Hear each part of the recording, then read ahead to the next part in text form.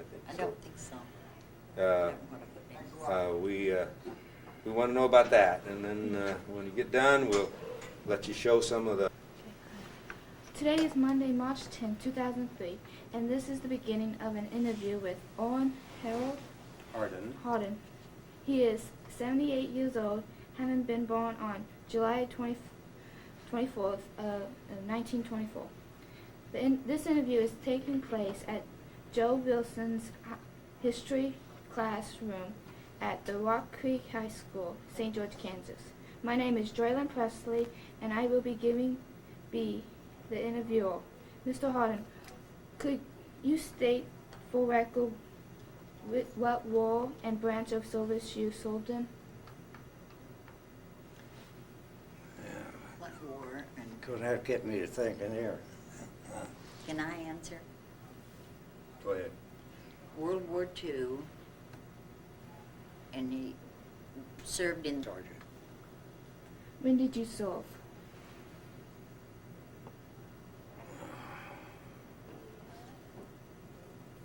Well, really, When did you enter the service? You he was- Drafted. you were drafted. Did you finish high school already? No. So, right out of high school? No, I got 2 years in high school, but I had to get out of the school on account of my dad was all crippled at the time. crippled up and one thing another. You working on the farm? I was working on the farm.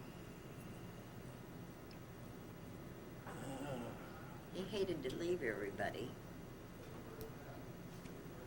And it's like any new experience.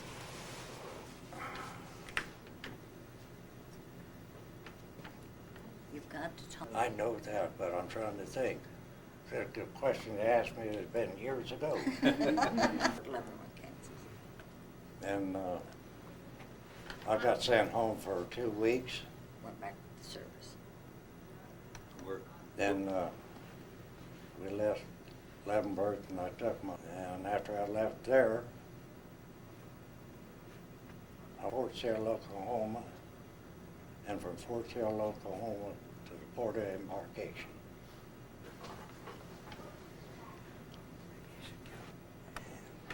Running 5 miles a day with how many pounds of weight on your backpack?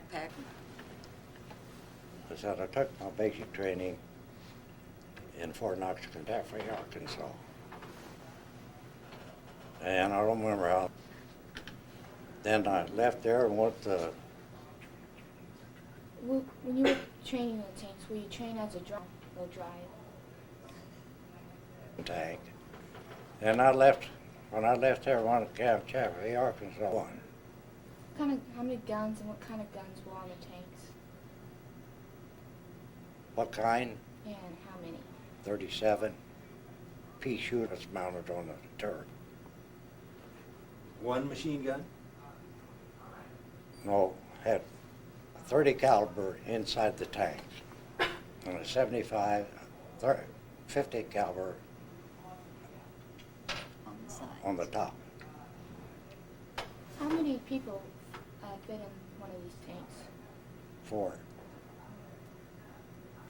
How can you have a machine gun inside the tank? No, 30 caliber in the machine. Shot Got through two us. sides, the holes, Wouldn't it be noisy in the tank? Pardon? Wouldn't it be noisy with a gun going, machine Oh, gun going yeah. off? Shoot the projectile to fly out. It's hot. Did you have a larger gun that sticks out in front of the tank? Yes. Yes. You don't remember what it was called? Man.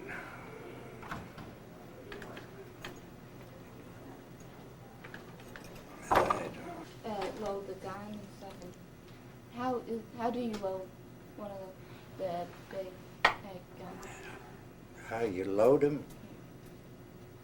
Did one of your people have to be a gun loader? No, that was me. You were. He was the gunner. Pick it up and shove it in the nozzle. Mm-hmm. What kind of sights did you have? Well, the elevation and everything. All depends on your yardage and one thing and another, how far you thought it was or your command was, and that's what you go from there. You just estimate it? Estimate. What was your favorite? So after he give you the command on one thing or another and the yardage where you had thought it was in your scope, and wherever it landed, he would pick it up and go from there. What was your favorite thing working on tanks?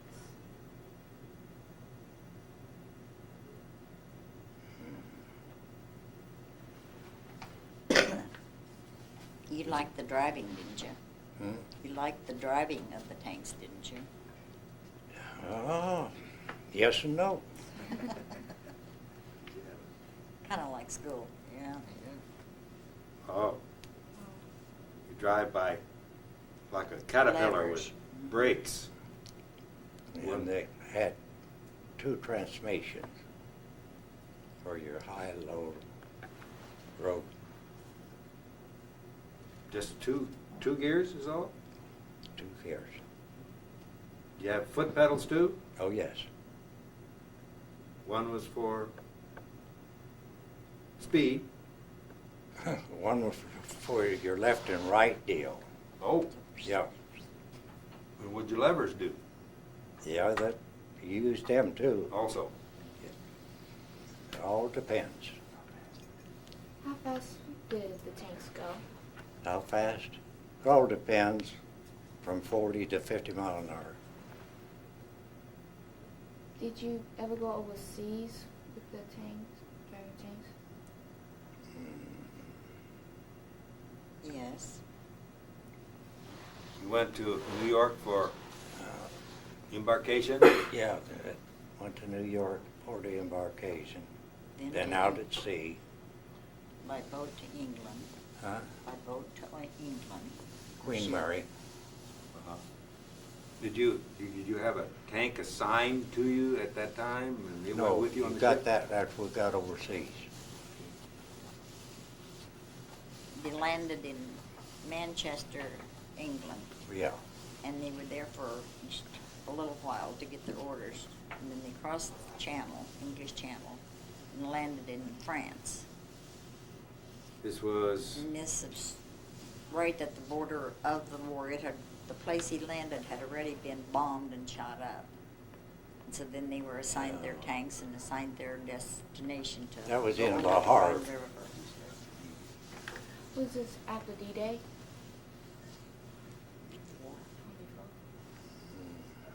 you landed in France before D-Day? Mm-hmm. Mhm.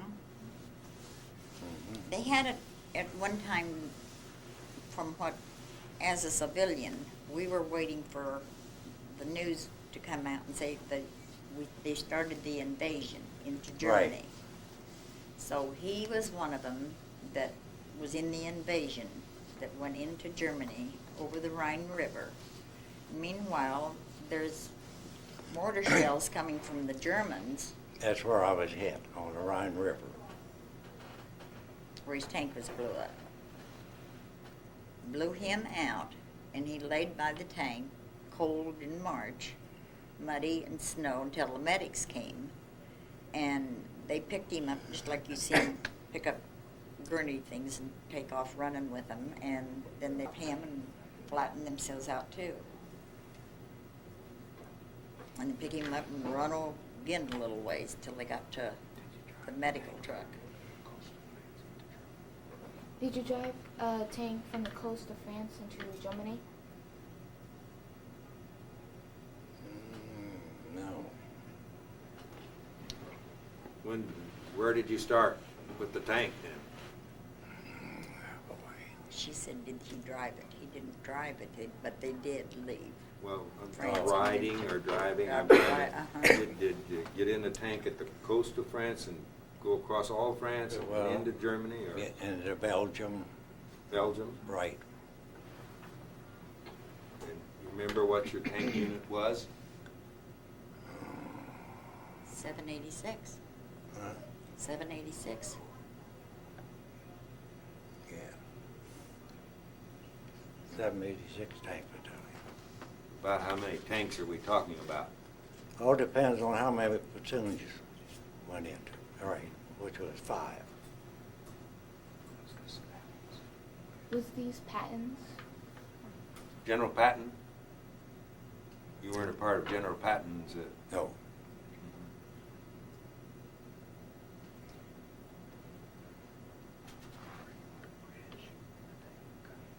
Were you on the bridge when the tank got hit?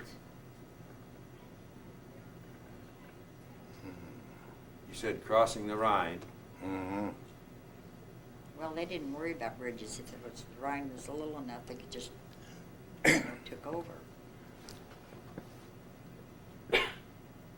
Were you able to drive across the Rhine in the water? Yes. Yes. We switched back and forth, the gunner and the driver. And see, there were other battalions of other war regiments that was there. That was beside them, the infantry and all them. The reason for that is through the basic training. Does a tank go underwater? It'll go in 5 feet of water? Yes. Yeah.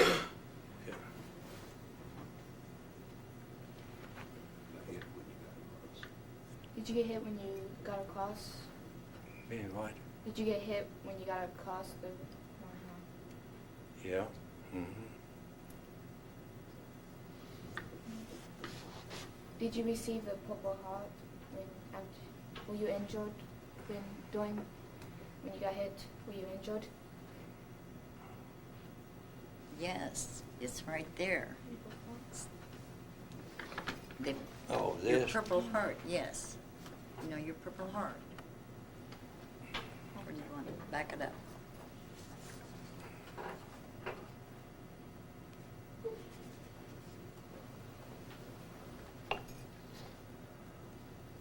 We had a piece of shrapnel, but I don't think it's showing the ground. Did you end up in the hospital? Well, did you end up in a hospital during? In the hospital? Yes. Yes. When I was wounded, they picked me up and runaways. There's land of Raja in this town. And they'd run with me and drop me when they was trying to take this town over. And then they Done? did take him to a hospital in France. And there's where they done the surgery. Removed the shrapnel and Yeah, the shrapnel, I have got it all in my face here. still has some, yeah. In my elbow, 7 pieces yet.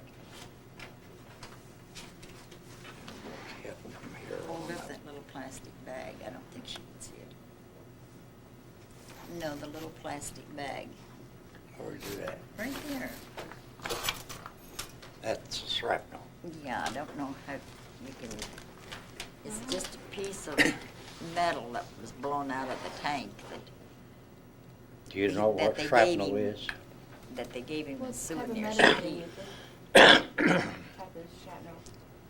Got it?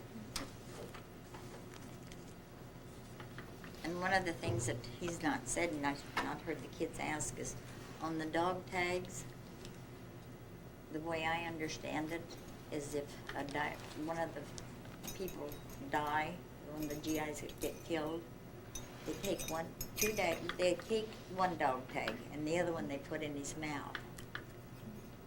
Props his teeth open. And then when they come in to clean up later, well, then they know who this guy was.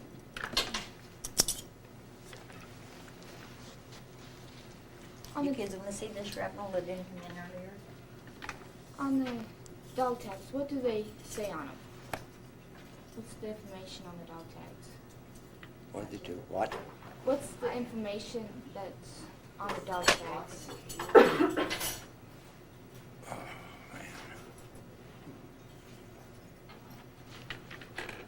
Has your name on the dog tag Uh-huh. and your number. Can't remember no number. Yeah, your service number is on there. Yeah. And type of blood, I think. Mm-hmm. Right.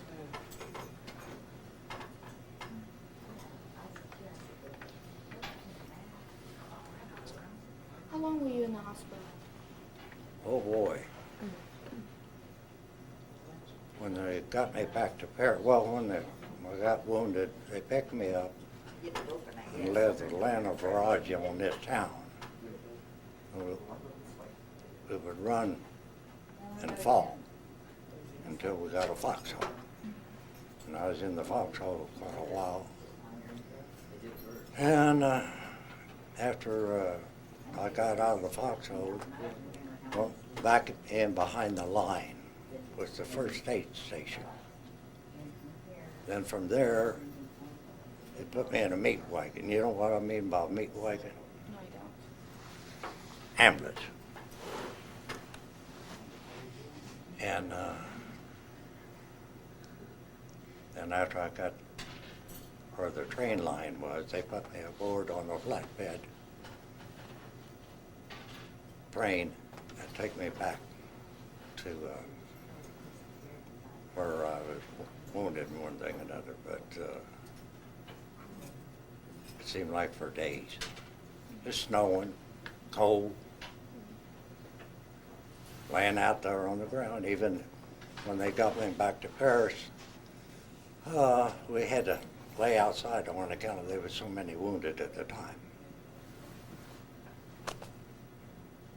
And finally I got inside.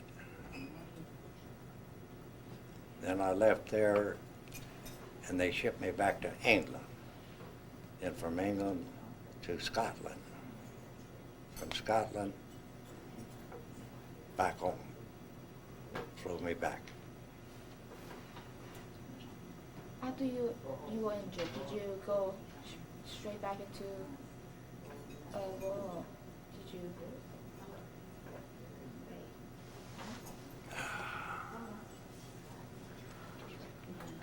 Yeah. After you were injured, did you drop out of the service, or did you stay in? No. You got out, you was discharged. Well, I wasn't discharged till She asked, did you? I know. Okay, whether you got out or you stayed in. You got out as soon as they'd released you. Yeah, I got out December the 8th, 1945. From Colorado. Colorado Springs. Yeah. So then what have you done with your life since? You've been able to work? Not at the time. When they got me back to the United States, and I was in Brigham City, Utah, and this major said, "We've got to send you home." So that what they done there, I can forget, it seemed like it was a month. I was supposed to come back 30 days. home and get used to the noise, which I couldn't take. No. And so I turned around and went back to Brigham City, Utah.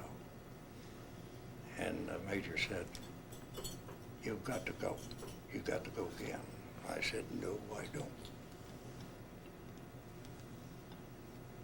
But they did send me back. And I had to get around where a lot of noise was, which I couldn't take. You could not take No. just the normal noise And, of traffic? Or Seeing people out walking around and everything. Oh, boy, no, I couldn't do it. this was an after effect of Right, war? right. When I got back to Topeka, I can remember the guards standing out there It was on guard duty, walking back and forth. in Fordsville.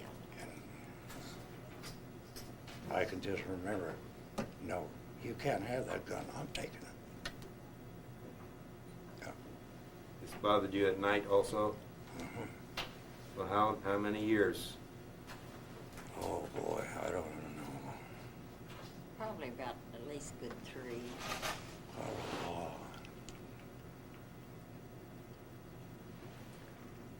it's just a noise and everything I couldn't take. Finally, you were able to move on to, Gradually, yes, but a long, long time.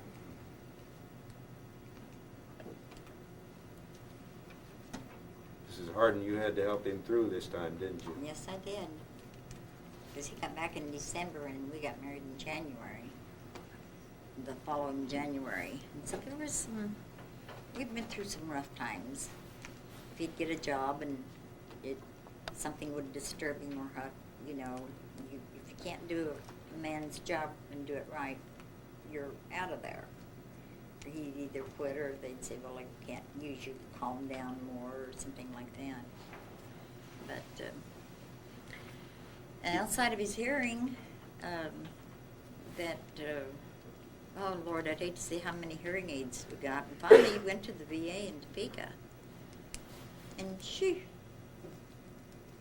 they give them to you free, and this is what it's all about. That's what it's there for. But we didn't realize that or check into it till we did then. And even now he gets some medication from the VA. So what kind of work did you do around that time? Now As you recovered, Little by little. and so what kind of work have you done? Well, let's see. You drove cab for a while. Yeah. You went to the Goodyear or whatever it was tire station and fixed flat tires for Mhm. several years. Mhm. And then you worked at Armco Steel Right. for quite a few years. And that was making corrugated pipes, steel pipes. And so that didn't seem like gradually he would.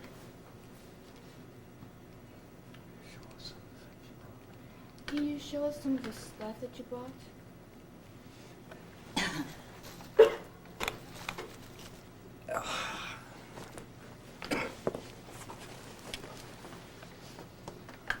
This is the discharge paper.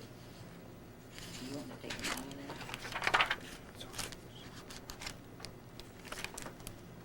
Yeah, that's. In copies, he has to carry a copy of his discharge with him. I can take it even to this day. Let's get to the pictures. Yeah, I'm trying to find it. And he had, this is what they call a VE envelope. Right.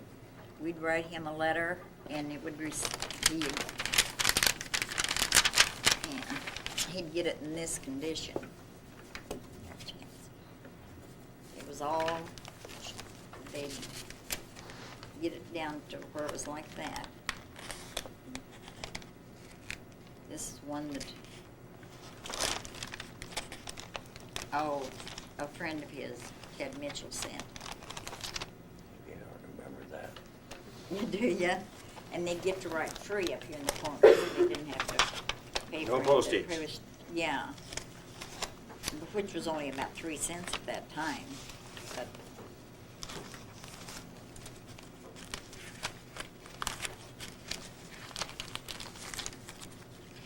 And if there was anything in there that said like where he was or something, then they had it blotted out, blackened out. Censured. Uh-huh, sure was. A lot of it. This is some of our tanks and one thing or another here.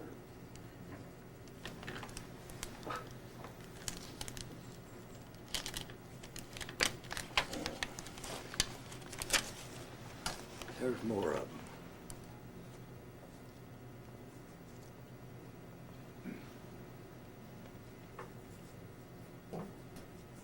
But now the tanks that they have that we see Oh, on TV today is altogether are different so from what we had. sophisticated and streamlined compared to the ones that he had. You know, it's just watching the news. We just sit there now. Did you feel like the Germans had a better tank than we did? Yes, definitely. They're really, really afraid to go up against them one-on-one. Yep. Oh, yes. They had a lot better tanks than we had.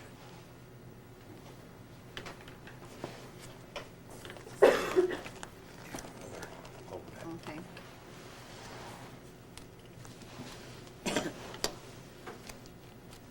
Oh, boy.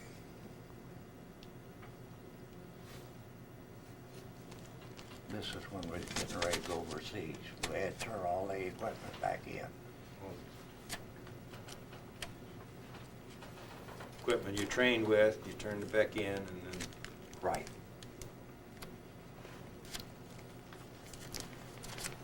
See, they did get leisure times. They'd lay out on the rocks. That's when we had to go out and let the artillery, infantry sign in on us and one thing and another, so.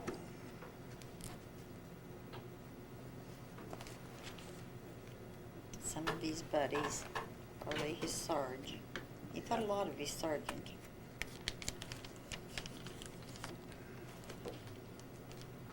And this is just the dust from the tanks kicking up as they're going down the road.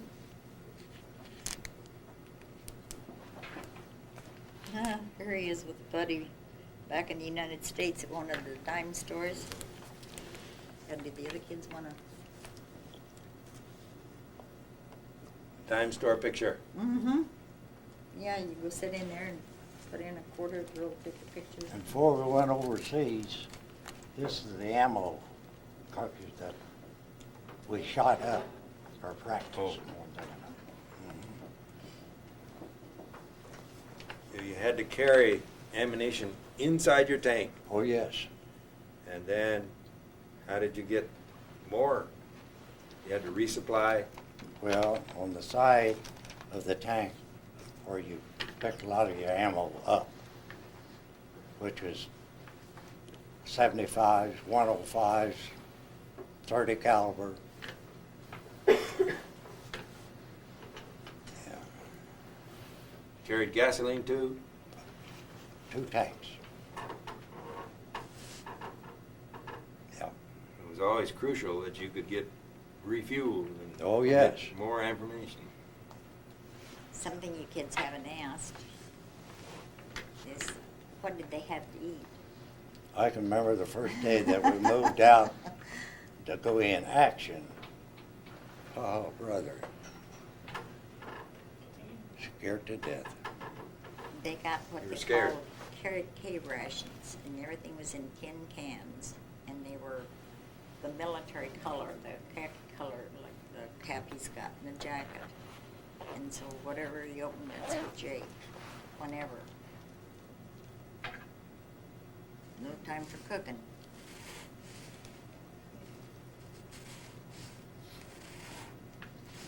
Did you have a indoor bathroom in the tank? Yeah, you sure did.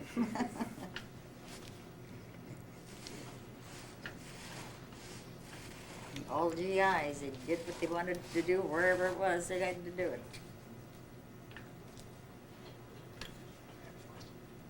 Any questions? Why do you have to carry around discharge papers at all times? Oh, in case that, oh, a lot of times when he was hunting for work and wanting a job, they'd have to show him his discharge papers. And he just automatically, he's got it in his billfold and carries it all the time now anyway. He doesn't have to, but then when he first came out, and he was home for a furlough, and of course he always had to wear his uniform and always had to have his leave papers with him. Josh Hazlett to the office to leave, please. Josh Hazlett, please come to the office to leave. I'd like to ask another question. Are you ready for a question? Were you happy to fight in the tank as opposed to being an infantry soldier outside Well, I the don't know tank? if you'd be happy or not, but Would you choose again to fight in the tank, or would you choose some other? do what? Would you choose to be in the tank corps again, Mm-hmm. or would you choose to be a foot soldier? Well, you didn't have no choice at that time. I see. They put you where they wanted you. Yeah. What was your favorite thing about being in the war?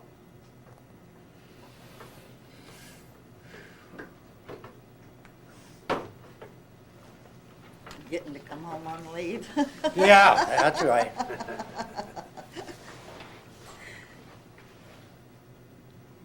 Where were you when the war ended? You were home by then? Let's see. They'd given you a 90-day furlough, and yeah, we were down on Main Street in Topeka when we heard it on the radio here.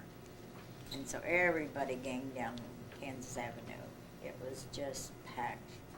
You're talking about Topeka, Right, talking Yeah. about Topeka. when the news of the war ending came. Yeah. This it was Europe or Japan? Europe. Europe. Yeah. And what And happened? Japan too. VJ Day and VE Day. Right, And so you were in Topeka VE Day. right. Yeah, Well, we see, were it down there wasn't big J Day, ended too. over in the CBI. That's China, Burma, and India. Right. So therefore, when we got our war over with, they sent some of us over to CBI.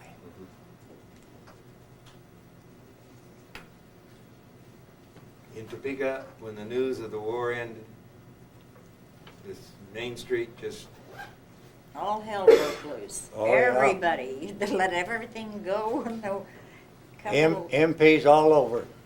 smoke yeah. coming out of houses where somebody had something cooking and forgot to turn the fire off, and it was a very, very joyous occasion.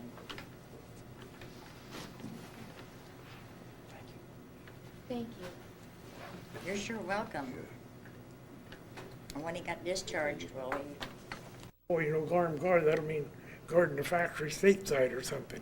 But anyway, the Hobbs lost 11 crew and 1 armed guard, and the Minot Victory, she was only damaged April the 12th, and the Donald McClay was damaged April the 10th, May the 20th by a kamikaze.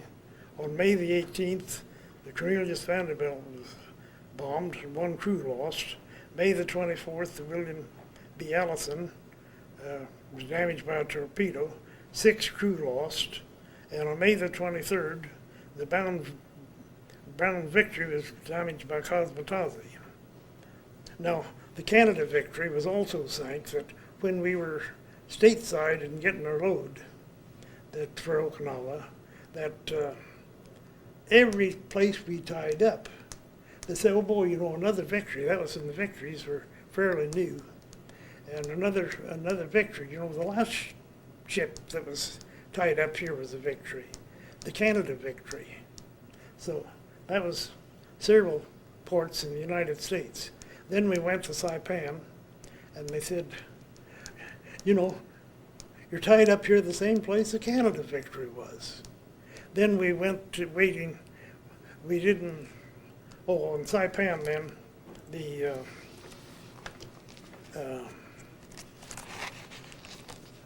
battle for Iwo Jima, one of the big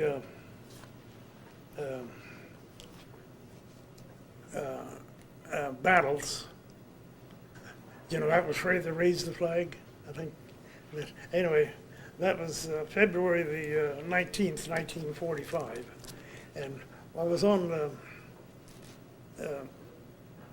Saipan at that time, and so we passed around a petition. Everybody signed it, including the captain on down, that to feeling ran high at the time.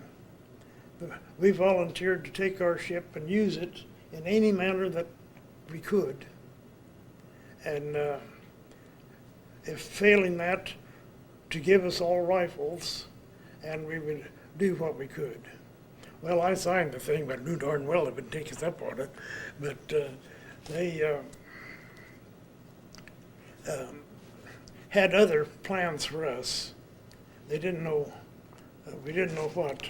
So that was when we went then from Saipan to Eniwetok, and they said, boy, you know, you're anchored here just about the same place the Canada victory was. And then still waiting and not knowing what we were doing, but we were moved to Ulithi, waiting for the Okinawa invasion. Of course, we didn't know. But they said, oh boy, you know, you're anchored here just about the same place the Canada victory was. So then when we moved on to Okinawa, and it must have been then when we were transferred around to Purple Beach, and we dropped anchor, and they said, boy, you know, the Canada victory is anchored here about the same place but they sank her yesterday. Anyway, the Canada was sank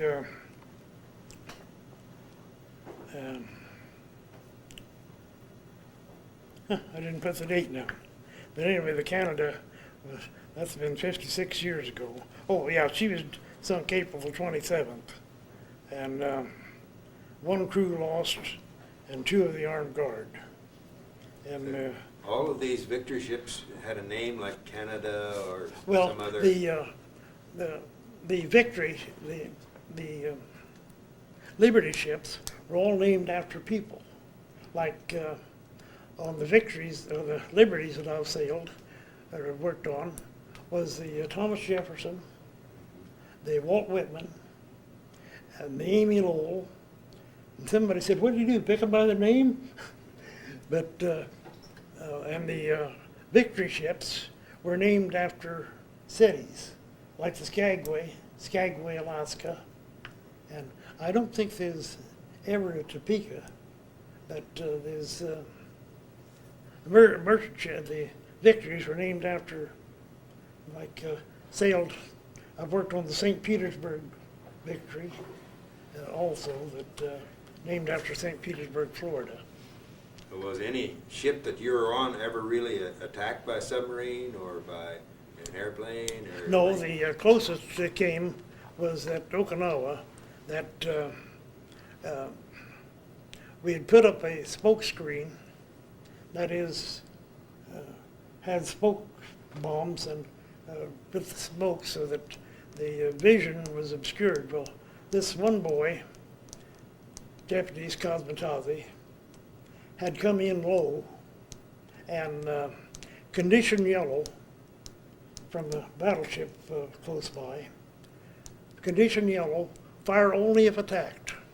And we could hear this boy coming in, and the armed guard told the gunnery officer, who was a high school principal from Kentucky, he's a high school principal from Oklahoma,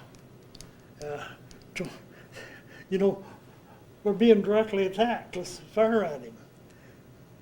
The gunnery officer said, no, said condition yellow, and all the time we could hear this guy coming in. Condition yellow, fire only if directly attacked. Well, what do you think this is? And about that time, he went over and missed us about 15 foot. And at that same instant, condition red, fire at anything that moves, but he was gone. That also, one night,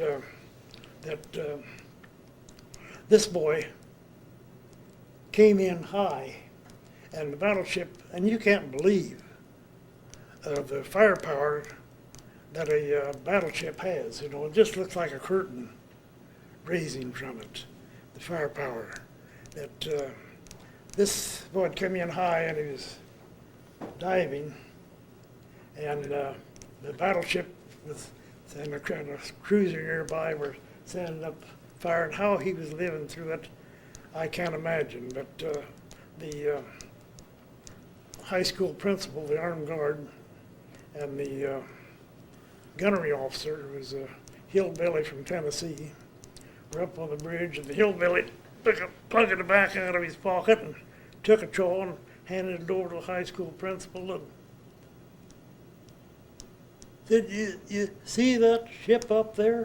The high school principal took a chaw of tobacco and he spit over the side and said, yeah, I said, looks like he's a diving on somebody. Spit over the side, kind of hope it ain't us. But any other questions, Billy? Kamikaze is, that's suicide. That's pilots. a suicide Their pilot. purpose was to fly their airplane into the ship and die. Yes. And they caused a lot of damage. You had several close calls with them, didn't you? Yes, that was, and see, I think cosmetazi is probably translated as divine wind. I think you're right, sir. The Navy Guards, yes, that, now on the merchant seamen were quite comfortably situated.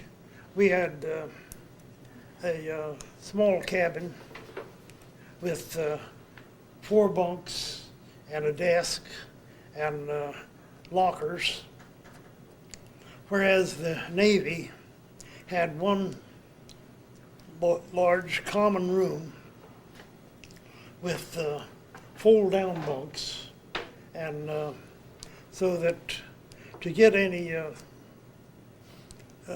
space, they would fold up their bunks during the day, and I suppose they were on watch constantly, of course, as the merchant seamen were. So I suppose the ones on watch just had to sleep through whatever was happening. That one of the armed guard had been a professional drummer, so he had brought a pad, a rubber pad, and he would, practice his drumming on this rubber pad. So how many years were you serving from the time? How many years? 44 to when did you get out? Well, actually, 51, but then that wasn't all the sailing because I was in college in K-State. Should have worn a K-State t-shirt, but I thought this is more appropriate for the day.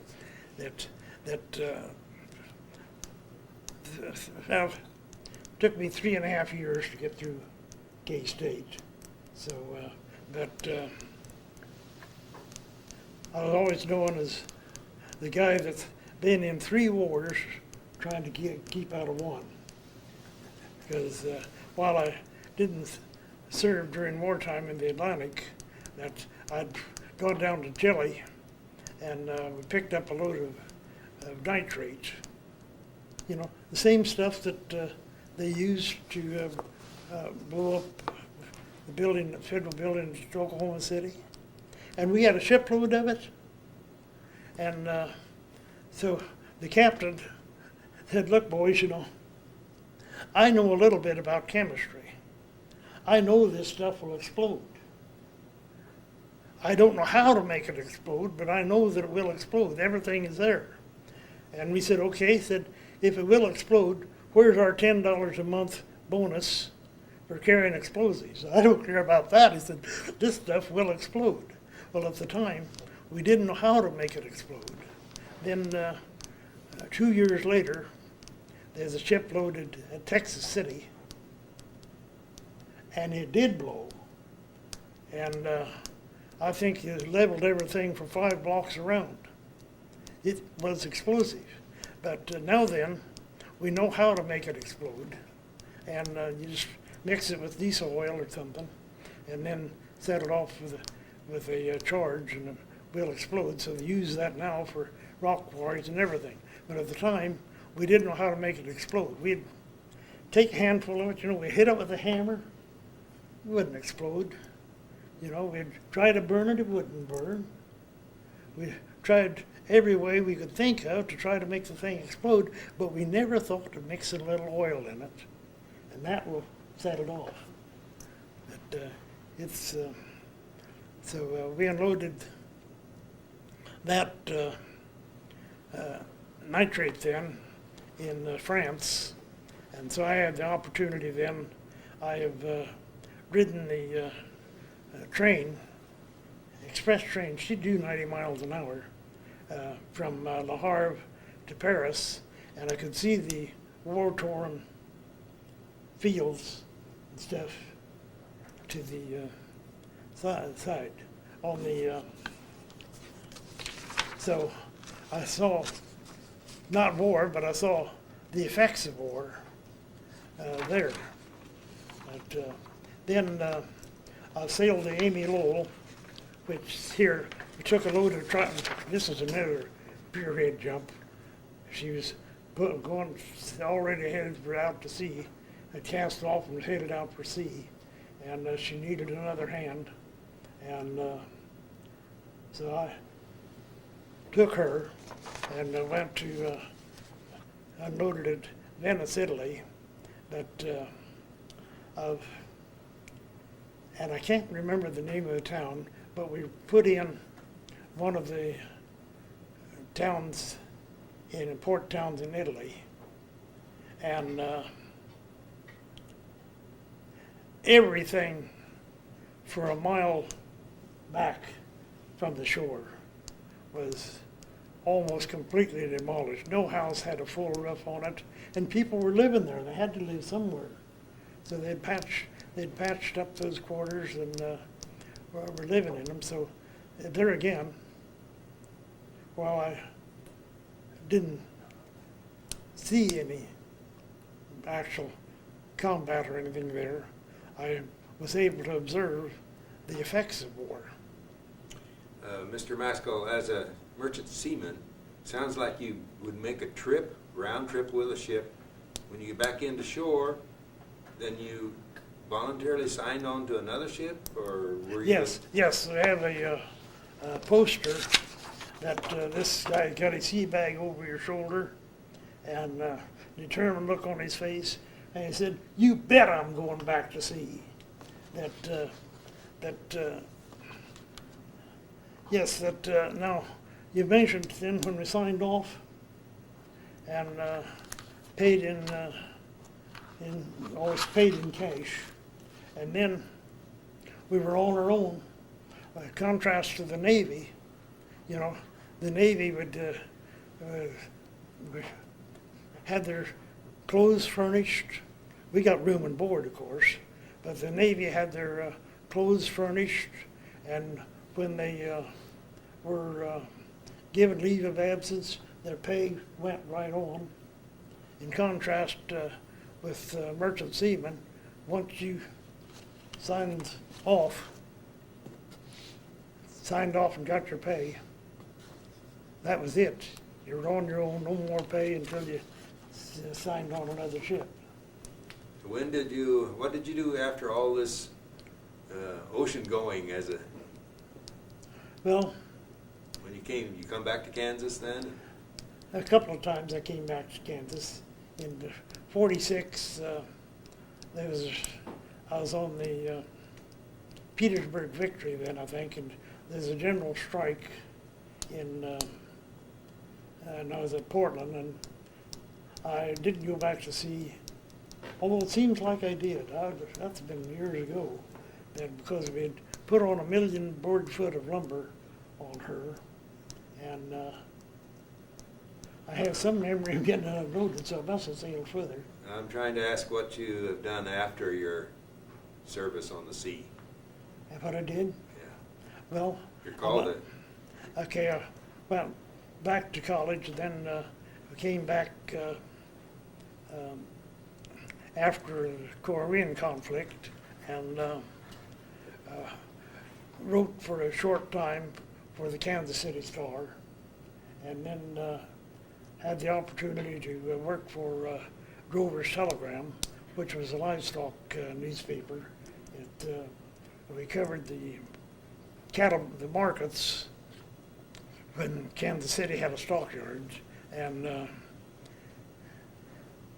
it was a good daily newspaper. It was the only daily newspaper that the Amish or the Mennonites were allowed to read, because never in anything in the Drover's Telegram would disturb their sensitivities. That What else did you do? You were a journalist then? You were a journalist for the newspaper? Yes. Then I worked there at Drover's for a few years, and then returned to Westmoreland. My wife's family, her grandfather had bought into the Westmoreland Recorder, the Great Moreland Religious News Weekly, as he always referred to it. Had bought into it in 1885, and so it was still in the newspaper then in the early 50s, when I was working for Drover's Telegram, then returned to Westmoreland and edited the Westmoreland Recorder for 27 years. Of course, edited, that means you do everything, linotype operator, makeup, whatever. That then we had two children, Craig and Debbie, that actually, the weekly newspaper editor is more or less the obituary editor. And so Craig then was the son of obituary editor. Well, we'll end with that joke, Dr. Maskell. Thank you very much for your Okay. coming in to do this interview. Okay.